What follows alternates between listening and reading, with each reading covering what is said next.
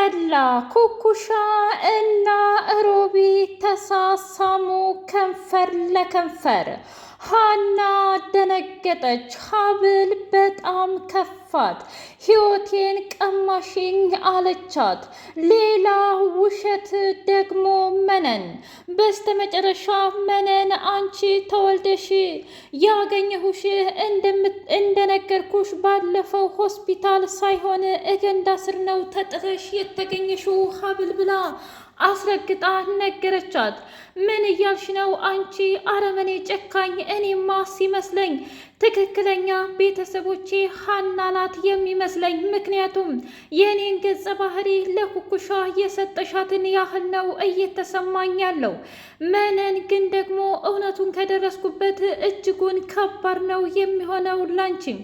እንደዛ አሰቃይተሽና መከራዬን አሳይተሽ አሳድገሽኝ አሁን ደግሞ ይባስ ብለሽ በዚህ እናትና አባቴን ወንድሜን ሳይቀር ቀምተሽኝ መቼም ቢሆን እንደማይሳካልሽ ማወቅ አለብሽ ብላ አስረግጣ ነገረቻት። መነን ሀና እግር ስር ተደፍታ እባክሽን ይቅርታ አድርጊልኝም ሀና፣ እኔ እኮ እውነት ለመናገር ኩኩሻን ከልጅም በላይ መከራዬን አይቼ የበላሁትን በልታ የጠጣሁትን ጠጥታ አሳድጊያታለሁ። ታዲያ ለምንድን ነው በዚህ ልክ የምትጠይኝና የምትገፊኝ ብላ አለቻት። እባክሽ ከዚህ በላይ ሌላ ውሸትና ሌላ ማጭበርበር እኔ መስማትም ሆነ ማየትም አልፈልግም። ከዚህ በኋላ እግር ጣቤ እንኳ እንዳትደርሺ መቼም ቢሆን ይቅርታ አላደርግልሽም። ለመሆኑ ልጅ ኩኩሻ የደረሰባትን የስነ ልቦና ሁኔታ እያየሽ ነው ወይ? ለነገሩ እንዴት ልታቂ ትችያለሽ? ታውቂያለሽ ኩኩሻ ስትጨነቅና ስትጠበብ ነው የምታድረው የምትውለው። ታዲያ የዚህ ደግሞ ዋና መንስኤ አንቺና አንቺ ብቻ ነሽ። ተንበርክካ እየለመነቻት ባለበት ሰዓት ሀብል ጀግናዋ ከተፍ ብላ መጣች። እናት ሀና ምን እየተካሄደ ነው እንዴ? መነንም እዝሃለች። ቆይ ለመነን ምን አይነት ውሸት እየነገርሻት ነው? ለሀና መቼም ሀብልን ምን ያህል እንዳሰቃየሻትና በርበሬ እንዳጠንሻት መከራዋን እንዳሳየሻት እየነገርሻት ነው አይደል? እባክሽ ሀና በዚች በሴትዮ እንድትታለልና ድጋሜ እቤትሽ እንድታስገቢያት በፍጹም አልፈቅድልሽምም አልፈልግም። ሁሉንም እውነትና ሁሉንም ነገር ደግሞ በሚገርም ሁኔታ ሀብልና በጣም ነግራኛለች። እናም እባክሽ እንዳታስገቢያት ብላ አለች። ግን ደግሞ ብላ ስትል የምንተዋወቀው እድሮው ሰፈራችን ነው። ታዲያ ኩኩሻን እንዴት እንዳሳደግኳት ለምንድን ነው የማትናገሪው ብላ ስትል እኔ እንኳ ከዚህ በላይ ውሸትና ማጭበርበር በጣም እየሰለቸኝ ነኝ።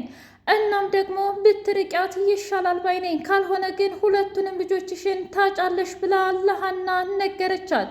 እኔ እንኳ የአቶ ዘካርያስን ፎቶ ላሳይሽ ነው የመጣሁትም ብላ ስትላት እጅጉን ደንግጣ እስኪ ፎቶውን አሳይኝ ብላ ፎቶውን ተቀበለች። ልቧን ይዛ ልቧ 99 ዲግሪ መታ እና የእውነት ትክክል ነሽ ወይ? ይሄ አቶ ዘካርያስ የኩኩሻ አባት ነው ወይ ብላ ስትጠይቃት በሚገባ ታውቂያለሽ፣ ምንም ነገር የተቀየረ ነገር የለም፣ ብቻ ግን ትልቅ ሰው ነው እንጂ የሆነው ብላ ስትል ሀብል እጅጉን ደነገጠች። ቆይ እኔም ብለው ግን ለምንድን ነው በዚህ ልክ እናም የአቶ ዘካርያስን ልጅ ሳገኘው ልቤ እንደዚህ ተሰማኝ። ደግሞም ሀናን ለመጀመሪያ ጊዜም ሳገኛት እንደዛ አይነት ተሰማኝ። ቆይ ግን ለምንድን ነው በዚህ ልክ እኔ ራሴን እና የእውነት ሁሉን ነገር እየታዘብኩት ያለሁት? ምናልባትም እየሆነ ያለው ትክክል ይሆን ወይስ ደግሞ ስህተት? አምላኬ ሆይ ምን እየተካሄደ ነው እያለች ብቻዋን ስታስብና ስትጨነቅ እንደ አጋጣሚ እዝራ መጣና ምንድን ነው ሀብልዬ፣ ታውቃለህ ዛሬ እነ ሀና ጋር ሂጄ ነበር። እናም የአቶ ዘካርያስን ፎቶ ሳሰጣት እጅጉን ደንግጣ ላኪልኝ ጭምር አለች። ይገርምሃል እንጂ እሷም አግብታ ወልዳለች እንጂ ግን ደግሞ አሁን ድረስ ለአቶ ዘካርያስ ልቧ ይመታል ብላ ስትለው አይ ሀብልዬ፣ ይህ እኮ ፍቅር ነው እና ደግሞ ቢሆን መቼም አያረጅም። ማለቴ እሷና እሱ መቼም የተለያዩት በኢኮኖሚ ነው እንጂ እና በቤተሰብ ወደውና ፈቅደው ከዚህ በኋላ አንፈላለግም ብለው አይደለም አይደል? ስለዚህ እነሱ ላይ ምንም አይነት ጥፋት የለም። ግን ደግሞ አንቺ ለምንድን ነው ታዲያ በዚህ ልክ የተጨነቅሽው ብሎ ሲላት ምን ላድርግ ብለህ ነው?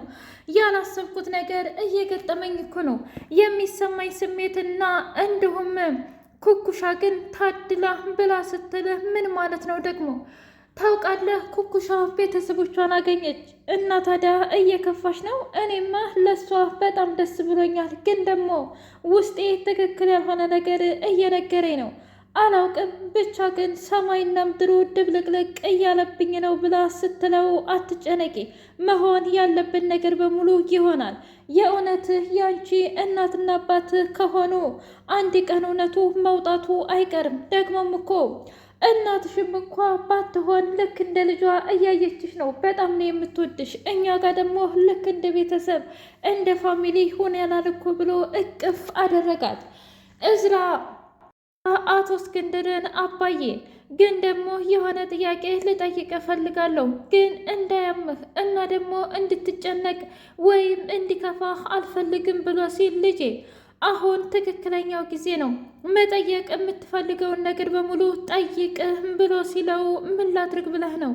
እውነት ለመናገር አሁን ላይ ማናቸው ቤተሰቦቼ የሚለው የራሴም ጥያቄ ነው። ታውቃለህ እዝራ፣ እውነት ለመናገር እኔ ራሱ በጣም እያሰብኩ ነበር ከዚህ ከበሽታ ከዳንኩኝና የእውነትም እኔ በሙሉ ጤነኝነት ላይ የምገኝ ከሆነ ያንተን ቤተሰቦች ፈልጌ ማግኘት አለብኝ ብሎ ሲለው እንዳባዬ ለምን? ምንም ቢሆን ቤተሰብ ነው። ምናልባት ለምን እንደጣሉህ እንኳ አናውቅም፣ ወይም ሰርቀው በቃ ወይም ሰዎች ደግሞ ለተንኮልና ለክፋት ይሆናል እንደዚህ አይነት ድርጊት ያደረጉብህ። ይህንን ነገር አጣርቼ ያንተን መጨረሻ ሳላይ ፈጣሪ እንዳይወስደኝ ብሎ ሲል አባዬ እባክህ ነገር ባትናገር በጣም ደስ ይለኛል ብሎ አለው። ልጄ ይሄ እኮ የማይቀር ነገር ነው። ለማንኛውም ግን አሁን ተረጋጋ። አሁን ላይ አንተም ሆንክ ሀብልም ትክክል አይደላችሁም። ሁለታችሁም ቤተሰብ ያሳደጋችሁ ሚስኪን ናችሁ። ግን አባዬ እማዬ የምትጠላኝ የእውነት ያንተ ልጅ ነው ብላ ነው እንዴ ብሎ ሲለው ለረጅም ጊዜ አዎ ያንተ ልጅ ነው ብላ ትለኝ ነበረ፣ ግን ደግሞ ዲኤንኤ አስመርምሪ ካልኳት በኋላ ምንም ቢሆን የሌላ ልጅ እንደሆንክ እየተረዳች ባለበት ሰዓት ነበረ። ግን እንደዛም ሆኖ ያው እሷ በጣም ቀናተኛና ከቅናትም በላይ ስለሆነች ማንም ያላትን የማትሰማ ሴትዮ ናት እና በእሷ እንድትናደድባት አልፈልግም። አሁን ላይ እኮ የለችም ይቺ ሴትዮ በቃ ሞታለች ብሎ አለው። እሱማ ልክ ነህ አየህ፣ ስለዚህ ከሞተች ደግሞ ከሞተ ሰው ጋር መውቀስም ሆነ ሌላ ነገር መናገር አይቻልም፣ እባክህ ልጄ ብሎ ሲለው ኧረ አባዬ እኔ ምንም ችግር የለብኝም፣ ምንም ነገር አልናገርም። ሜርሲ አጸደን እፈልግሻለሁኝ ብላ ሆቴል አገኘቻት። አንቺ የተረገምሽ አውሬ ሆንሽ ሴትዮ፣ ቆይ መቼ ነው ወደ ህይወታችን የመጣሽው? መቼንስ ከህይወታችን የምትወጩ? ታውቂያለሽ በአንቺ ምክንያት ወንድሜን አጣሁት ብላ ስትል ምን ነው የእውነት ያገኘሽው መስሎሽ ነበር? እኔ እኮ በተደጋጋሚ ነግሬሽ ነበረ። ታይ እኔ ብቻ ነኝ የማዋጣሽ ብዬ ብነግርሽ አንቺ ግን ፍቃደኛ አልነበርሽም። ከዚህ በኋላ ማንም ቢሆን ዘወር ብሎ የሚያይሽ ሰው የለም፣ አብቅቶልሻል ብላ አለቻት። እንደዛ ከሆነ አንቺን ገድዬ ነው የሚሆነው። ከዛ በፊት ግን የሀብልን ህይወት እናንተ ትሆኑ የሰረቃችኋት ወይስ ሌላ ሰው ነው የሚለውን ማረጋገጥ አለብኝ ሀና ኩኩሻ። ምክንያቱም ፍቅረኛዋን እየገደልንባት አንቺና እኔንን አይደል? ታዲያ እንዴት ነው እሷና አንቺ አሁን ላይ ጓደኛ የሆናችሁ? ልትስማሙስ የቻላችሁበት መንገድ መቼና እንዴት የሚለውን ነገር ሳላጣራ በፍጹም እንቅልፍ አልተኛም፣ ጠብቂ ብላ አለቻት። እንግዲህ ፈለግሽውን ነገር ሂጂ። ሰላም ሰላም! ውድና የተከበራችሁ የትርሲቴ ሚዲያ ቤተሰቦቼ እንዴት ናችሁ? ሁሉ ሰላም፣ ሁሉ መልካም። እኔ እግዚአብሔር ይመስገን ሰላም ነኝ፣ ደህና ነኝ። ለቻናል አዲስ የሆናችሁ ሰብስክራይብ እያደረጋችሁ ቤተሰብ የሆኑ ነበር ቤተሰቦቼ ስለምትከታተሉኝ እጅጉን አድርጌ አመሰግናለሁ። እጅግ አስተማሪውና አጓጊው ሀብል ድራማ እንደቀጠለ ይገኛል። ሮቢ አይኑን ከኩኩሻ ላይ መንቀል ሁሉ አቃተው።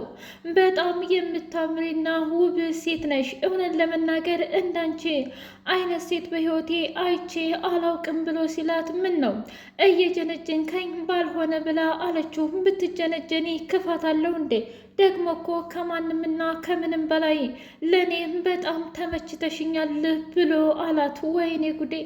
እውነት ለመናገር እያለች በውስጧ ምን ነው በውስጥሽ ከምታወሪው አታወጪውም እንዴ ብሎ ሲላት፣ ማለቴ አለ አይደለ ለእኔም እኮ ተመችተኸኛል፣ ግን ደግሞ ግን ምን ብቻ አላውቅም።